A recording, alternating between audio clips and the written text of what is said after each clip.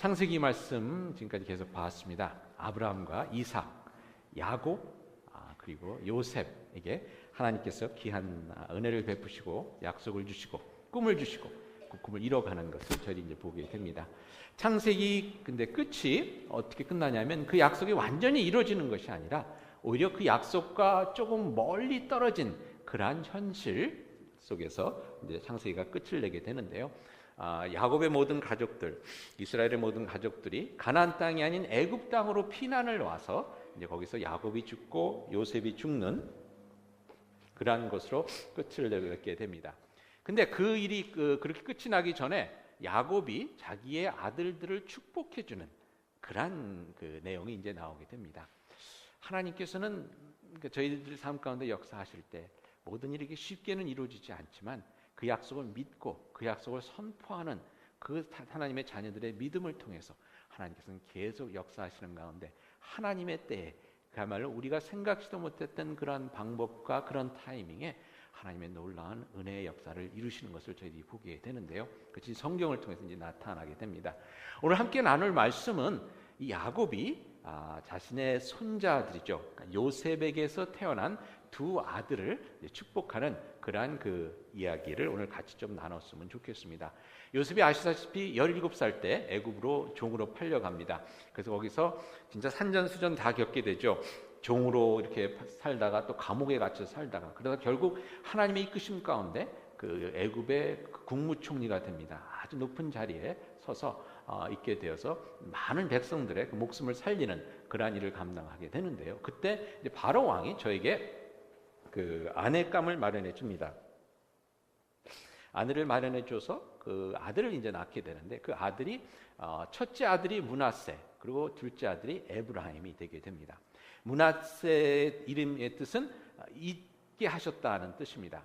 하나님께서 지금까지 요셉이 얼마나 힘든 삶을 살았습니까? 근데 그 삶에 있었던 어렵고 힘든 시절을 하나님께서 이제 잊게 하시고 애굽 땅이 먼 곳에 가족이 와서 혼자 있는 이런 아픔도 하나님께서 이제 잊게 하시는구나라는 그런 뜻을 담아서 이제 므낫세라고 이름을 지었고요.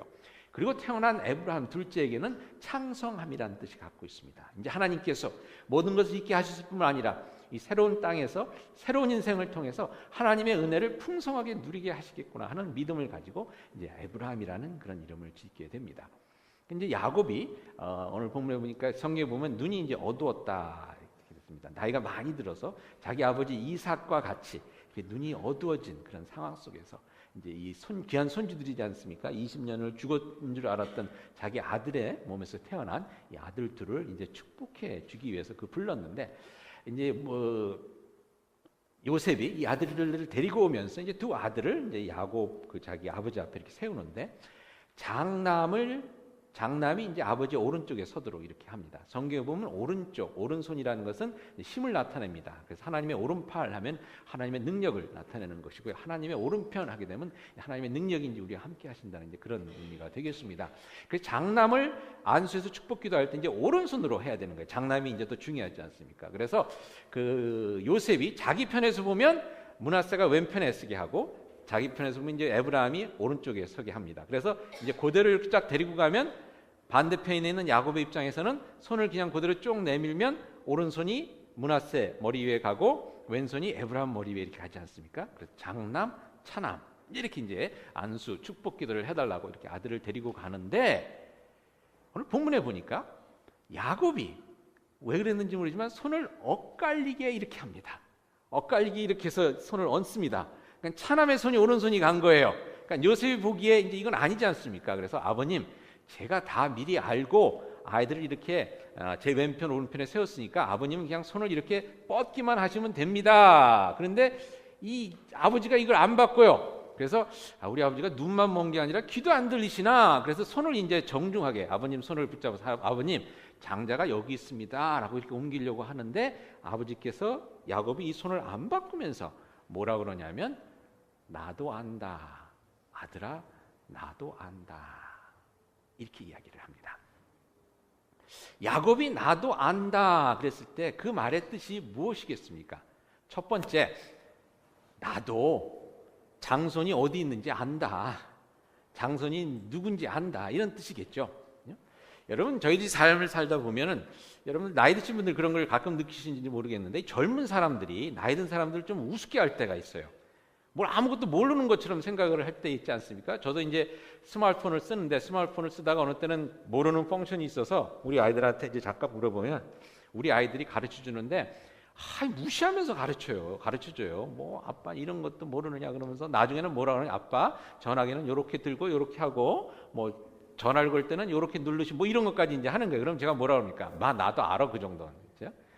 여러분 이제 저희들이 아는 게 있지 않습니까? 나이 든 사람들이 아는 게 있는데 한 번은 이런 일이 있었다 그럽니다. 양로원에 이제 부모님을 모셔다 놓고 있는데 한번 부모님을 찾아가 뵀더니 아버님인데 윌체어에 계신데 윌체어 이렇게 묶어놨더래요. 그래서 아니 우리 아버님을 왜 묶어놨습니까? 그랬더니 거기 일하는 사람들이 아버님께서 자꾸만 일어나려고 몸을 막 이렇게 하신다는 거예요. 몸이 불편하신 분이. 그래갖고 거기서 떨어질까봐 윌체어에서 떨어질까봐 이렇게 할 수 없이 묶어놨습니다. 그래서 이제 가서 아버님한테 아버님 왜 자꾸 그렇게 몸을 움직이세요? 그랬더니 아버님이 하시는 말씀이 글쎄 방귀를 뀌려고 이러는데 방귀도 못 끼게 해 그러더라는 거예요. 여러분 방귀 뀌려고 앉아서 끼면 안 좋으니까 이렇게 방귀 냄새를 내보내려고 이렇게 하는데 그걸 못하게 한다는 겁니다. 여러분 나이 드신 분들이 사실 생각이 깊습니다. 다 생각이 있어서 하는 건데 어느 때는 저희들이 이걸 모르는 것처럼 생각하는데요. 옆에 분들에게 한번 이렇게 인사 나눕시다. 저도 생각이 있습니다 라고 이렇게 얘기해요. 저도 다 생각이 있습니다.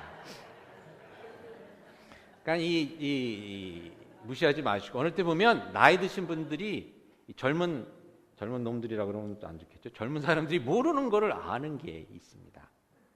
젊은 사람들이 모르는 게 있어요. 여러분 이 영화 보셨죠? 국제시장에 보면 윤덕스라는 그 주인공이 나옵니다. 윤덕스라는 주인공이 일사후퇴 때 이제 그 함흥에서 그 배를 타고 부산으로 피난을 오죠. 부산을 피난 올 때 아버지랑 헤어지게 됩니다. 그래서 아버지가 그때 뭐라고 얘기를 했냐면 부산에 가면 네 고모가 꽃분이네라는 가게를 하는데 거길 찾아가서 있으라. 그럼 내가 곧 찾아가겠다. 이렇게 얘기를 하고 헤어졌습니다. 그래서 이 사람이 내려와서 부산에서 살다가 결국은 이 고모가 죽고 이러는 가운데서 꽃분이네라는 가게를 인수를 하죠. 인수를 해서 계속 사는데 나이가 들어가면서 이 윤덕수 주인공이 아주 고집센 할아버지가 되는 거예요. 어떻게 고집이 세냐 하면 이 꽃분이라는 가게가 미제 물건을 팔던 데인데 미제 물건이 6.25 때나 뭐 이렇게 소중했지. 그 다음부터 지금은 이게 뭐 많이 수입품이 들어오고 그러니까 하나도 쓸모가 없는 계속 그 가게를 팔지도 않고 옆에서 와서 좀 돈을 잘 드릴 테니까 재개발할 수 있도록 이렇게 팔려고 그러는데 그 재개발하려고 하는 사람은 오면 그냥 개 패듯이 패보내고 그렇다고 또 가게 이름 꽃분이네. 여러분 얼마나 촌스럽습니까? 꽃분이네. 이 가게 이름도 안 바꾸고 장사 안 되는 그 가게를 그냥 붙잡고 있는 거예요. 그러니까 자식들이 아버지를 이해를 못하는 거예요. 우리 아버지는 왜 그러지? 나 노망이 들었나? 이러는데 그 젊은 자녀들이 모르는 것이 있죠.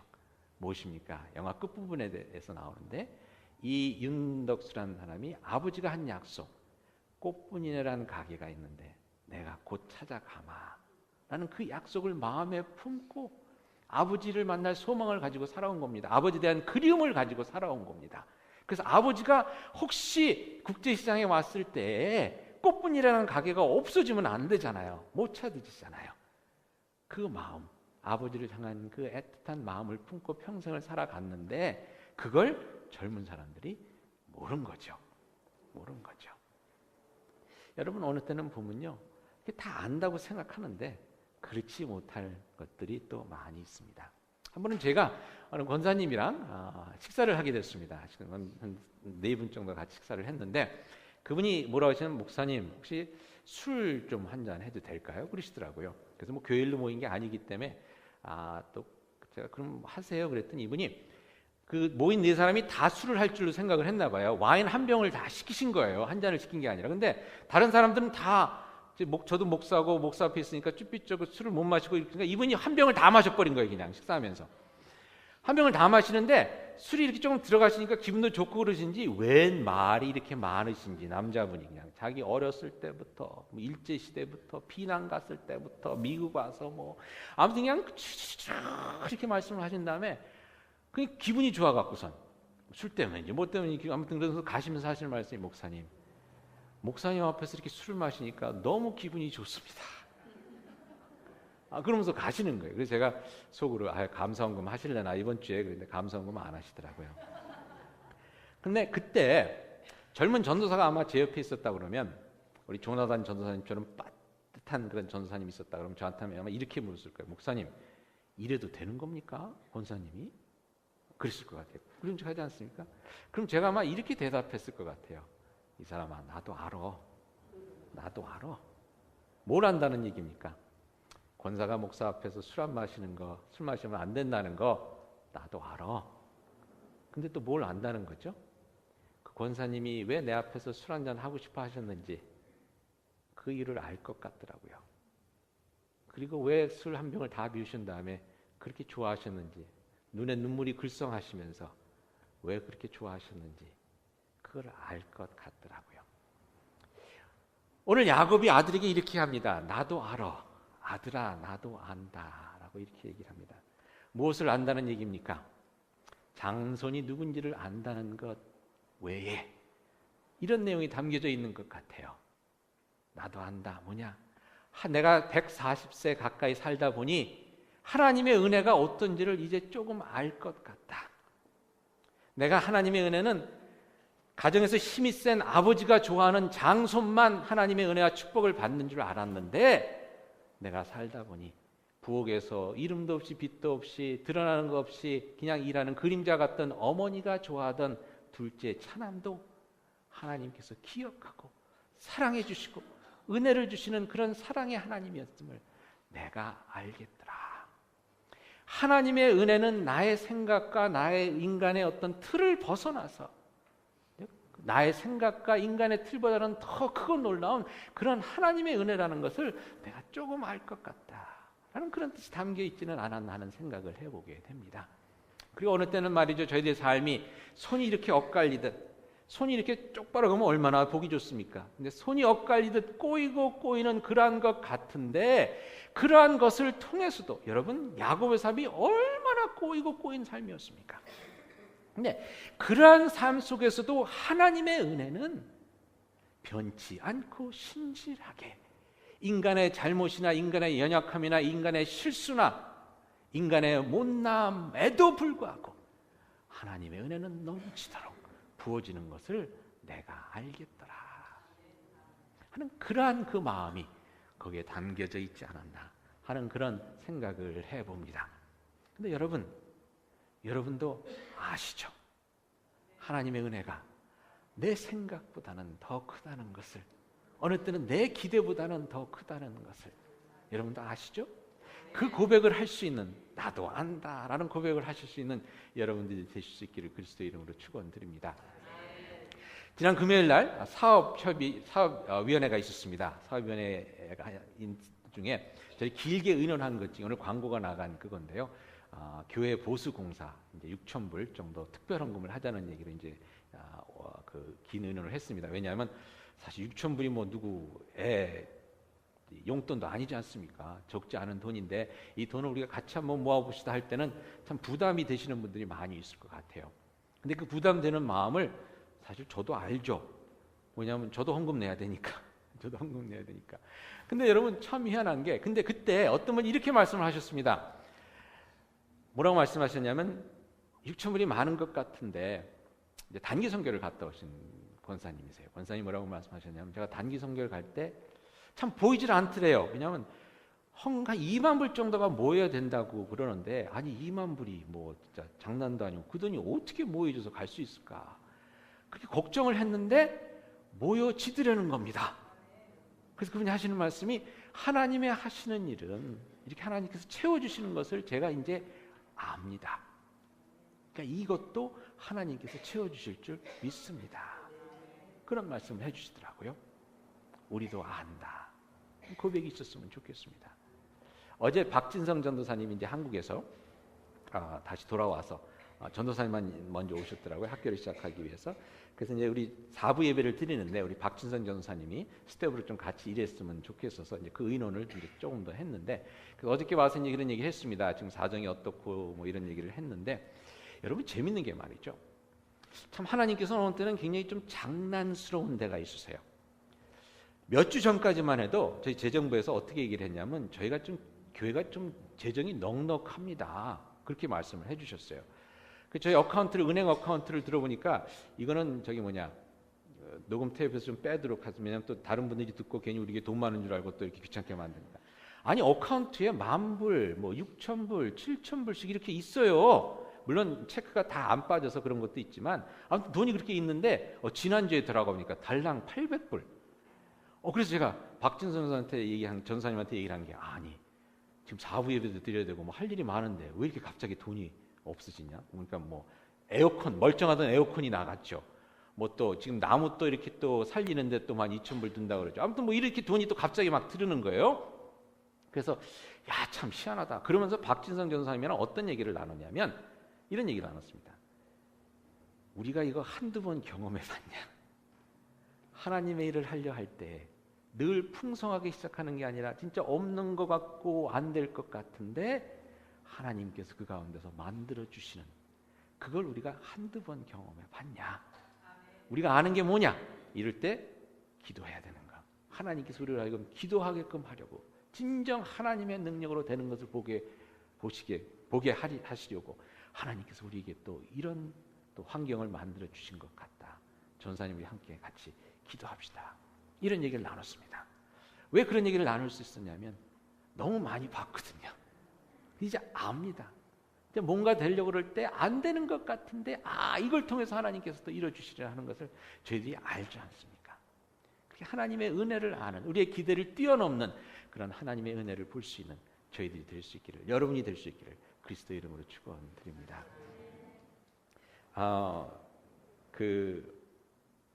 그것과 함께요. 두 번째 예화가 갑자기 지금 생각이 안 나는데 이렇게 나이가 들으니까 이렇게 생각들이 이렇게 조금씩 이렇게 되는 것 같아요. 세 번째로 넘어가야 되겠네. 우리 다은이가 어렸을 때 유치원에 다닐 때입니다. 유치원에 다닐 때 하루는 유치원에서 오더니 뭐라고 하냐면 한숨을 팍팍 쉬어요.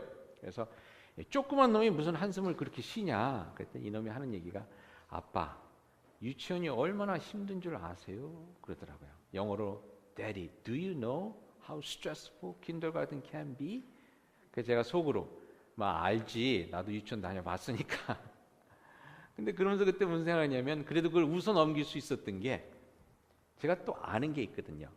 뭐냐면 유치원이 힘들다 그러지만 인생은 앞으로도 그거에 10배, 20배, 30배, 100배 더 힘들어질 수 있고 그럼에도 불구하고 하나님께서 우리를 지켜주시는 가운데 그 모든 것을 내가 잘 이겨나갈 것이라는 것을 또 알고 있지 않습니까? 그래서 얼굴에 미소를 띄우면서 괜찮아 이랬던 기억이 나는데요. 다은이가 요즘 아틀란타 멀리 있는 학교를 갔습니다. 근데 멀리 있는 학교를 가서 그런지 얘가 좀 외로운가 봐요. 전화를 자주 해요. 전화를 자주 해서 엄마한테 전화했다 엄마가 안 받으면 나한테 하고 나한테 안 받으면 또 언니한테 하고 언니가 안 받으면 또 오빠한테 하고 오빠가 안 받으면 또 동생한테 하고 뭐 그래갖고서는 언니한테 전화해갖고 뭐라고 하냐면 언니 합반 밥을 어떻게 만드는 거야? 이런 걸 물어보더래요. 그러니까 소람이가 아니 그거 너 주력전 읽어보면 아는데 그러니까 그래도 언니가 좀 얘기해줘 뭐 이러고 저한테도 전화해서 주절주절 아무튼 뭐 학교에서 듣던 얘기를 주절주절 해 무슨 얘기인지도 모르겠는데 저는 바빠갖고 막 끊고 싶은데 얘가 계속 뭐 이런저런 저런 얘기를 막 계속 하는 거예요. 그때 마음에 드는 게 이놈이 힘들구나. 힘들만도 하죠. 걱정도 되겠구나. 집 생각도 나겠구나. 이런 걸 알죠. 근데 그러면서 또 속으로 어떤 생각이 드냐면요. 그렇지만 걱정이 안 되는 게 하나님 앞으로 이제 뭐 학기말이 되면 더 힘들겠죠. 저 학기말 제가 기억나는데 대학교 가서 첫 학기말 저는 죽는 줄 알았어요. 시험 공부하느라고. 앞으로 더 힘든 일도 있을 거고 어떻게 보면 죽고 싶은 생각이 들 정도로 힘든 일도 있겠지만 혹시 또 연애하다가 또 상처받을 수도 있고요.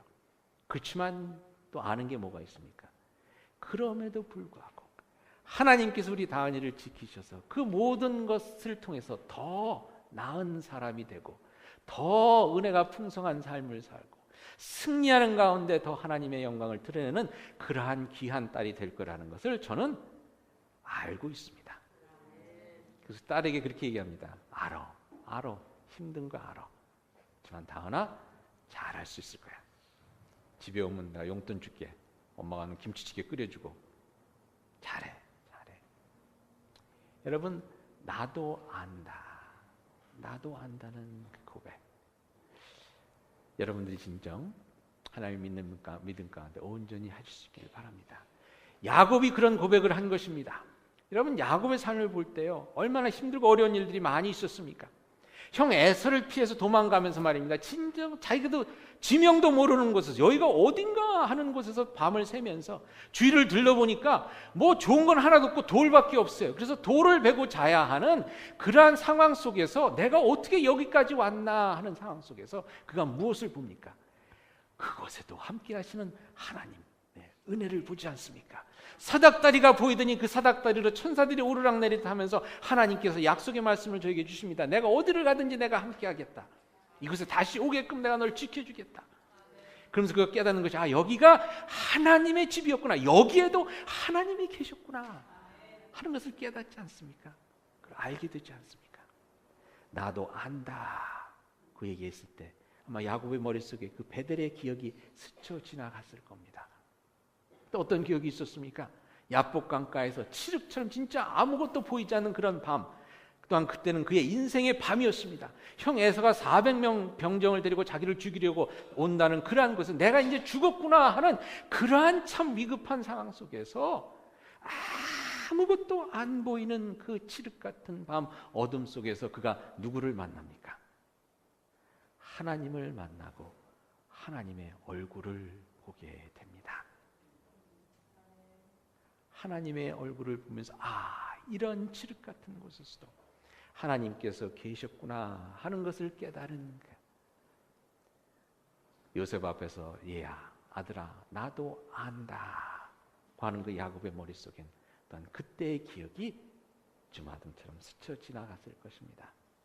요셉을 바라보는 야곱의 마음에는 또 어떤 생각이 들었겠습니까? 죽었다고 생각했던 아들인데, 아니 어떻게 하나님께서 주신 아들인데 그 아들을 잃고서 20년이 넘게 슬픔 가운데 지냈는데, 전혀 생각지도 못했고 전혀 기대치도 못했는데 그 아들이 죽었다고 생각했던 그 아들 둘을 데리고 나타났으니 이 얼마나 놀랍고 기쁜 일입니까? 아들아, 나도 안다 는 야곱의 머릿속에는 그 20년의 긴 세월 지나서 하나님께서 그 약속을 이루어주시는 하나님, 때로는 1년, 때로는 2년, 때로는 10년, 때로는 20년이 걸릴지는 모르지만 신실하심 가운데서 그 약속을 이루어주시는 하나님이 살아계심을 안다는 그의 고백이 담겨져 있었던 것입니다. 여러분, 욥이 이런 고백을 합니다. 욥기 19장 25절에 보니까 내가 알기에, 영어로는 I know라고 되어 있습니다. 내가 안다. 무엇을 아느냐? 나의 대속자가 살아계시니 마침내 그가 땅 위에 서실 것이라. 참 고통과 고난 속에서 이렇게 있는 가운데 욥이 고백하는 것이 무엇이냐? 내가 안다는 겁니다. 안다는 겁니다. 무엇을 안다는 겁니까? 하나님께서는 살아계시고 나를 구원하실 구원자는 살아계시다는 것입니다. 여러분도 그거 아시지 않습니까? 아브라함이 말입니다. 자식이 없을 때 하나님께서 내가 100살 때 아이를 낳을 거라 그러시니까 그걸 누가 믿었습니까? 아브라함은 사라 자신도 믿질 않았죠. 근데 어떻게 됐습니까? 아이가 생겼습니까? 안 생겼습니까? 생겼습니다. 그걸 여러분 아시지 않습니까? 이스라엘 백성들이 홍해 앞에 섰을 때, 그죠? 홍해 앞에 섰을 때 뒤에서는 애국 군사들이 쳐들어오고 아픈 홍해 바다고 우리는 여기서 완전히 죽었구나 하는 상황에서 아마 백성들이 모세한테 그랬을 거예요. 아니 지금 무슨 생각을 하고 여기를 데려왔습니까? 우리가 지금 죽게 됐습니까? 아십니까? 모세가 그랬을 것 같아요. 저도 압니다. 무엇을 알았다는 겁니까? 우리가 죽게 된 상황이었지만 하나님께서 우리를 구원해 주실 것입니다 라는 것을 알고 지팡이를 들고 손을 들었을 때 홍해가 갈라지지 않았습니까? 여러분들 저희들 그거 알고 있죠? 다윗이 골리앗 앞에 섰을 때 모든 사람들이 너는 죽었다 그랬습니다. 너는 이제 죽었다. 아니, 다윗이 그랬을 거예요. 알죠. 압니다. 골리앗에 비해서 나는 진짜 상대도 안 되게 작다는 거. 하지만 사자 입에서 나를 구원해 주시고 곰의 발톱에서 나를 구원해 준 하나님께서 또한 할례받지 못한 이방인을 물리쳐 주실 줄을 또한 나는 믿습니다. 압니다. 하는 고백 가운데 다윗이 이겼습니까? 졌습니까? 이겼죠. 그것을 여러분들이 알고 계시지 않습니까? 하나님의 은혜, 하나님의 능력은 우리의 생각과 우리의 뜻보다 크고 넓으시다는 것, 우리의 생각의 틀을 완전히 벗어나실 수 있다는 것, 여러분들이 알고 계시죠? 그 안다는 고백이 저와 여러분의 고백이 될 수 있기를 다시 한번 축원드립니다. 야곱이 이렇게 고백합니다. 자기 손주들을 축복하면서 그래서 이렇게 고백하죠. 그가 요셉을 위하여 축복하여 이르되 내 조부 아브라함과 아버지 이삭이 섬기던 하나님, 그러면서 뭐라고 얘기합니까? 나의 출생으로부터 지금까지 나를 기르신 하나님, 나를 모든 환난에서 건지신 여호와께서 이 아이들을 축복해 주기를 바란다고 이렇게 이야기를 합니다. 여러분, 저의 삶 가운데서 지금까지 이끌어 주신 하나님의 은혜를 기억하면서 그 은혜 가운데 나도 안다라는 고백을 온전히 하실 수 있는 저와 여러분이 될 수 있기를 다시 한번 축원드립니다. 성경에 보면은 형제 이야기가 많이 나옵니다. 그중에 하나 보면 신약에 보면 또 형제 이야기가 하나 나오는데요. 그 이야기가 이렇게 됩니다. 아버지한테 아들 둘이 있었는데 하루는 둘째 아들이 아버지한테서 이렇게 얘기를 하죠. 아버지, 저에게 재산을 주십시오. 유산을 저에게 미리 주십시오. 그래서 아들이 이제 그 재산을 가지고 나갑니다. 나가서 방탕하여 다 써버리죠.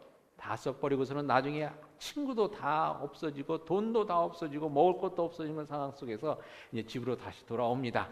빈 털터리가 되어서 거지 같은 꼬락서니를 하고 집으로 돌아옵니다. 그랬더니 아버지가 그 아들을 보고서 어떻게 해줍니까? 잔치를 벌립니다. 소를 잡고 그 아이의 손에 반지를 끼우고 새 옷을 갖다 입혀주고 막 잔치를 거나하게 벌립니다.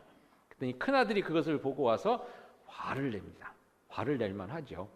아니, 아버지, 어떻게 이렇게 할 수가 있습니까? 아버지, 이게 말이 됩니까? 이게 말이 안 되지 않습니까? 그렇게 이야기를 하니까 아버지께서 그 큰아들에게 이렇게 얘기합니다. 아들아, 나도 안다. 나도 안다. 뭘 안다는 이야기입니까?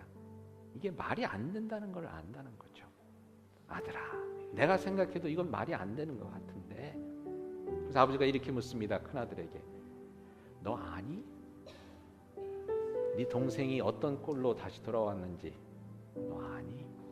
그 꼴을 보니 돼지가 먹는 쥐엄나무 열매도 못 먹어서 아주 삐쩍 말랐더라.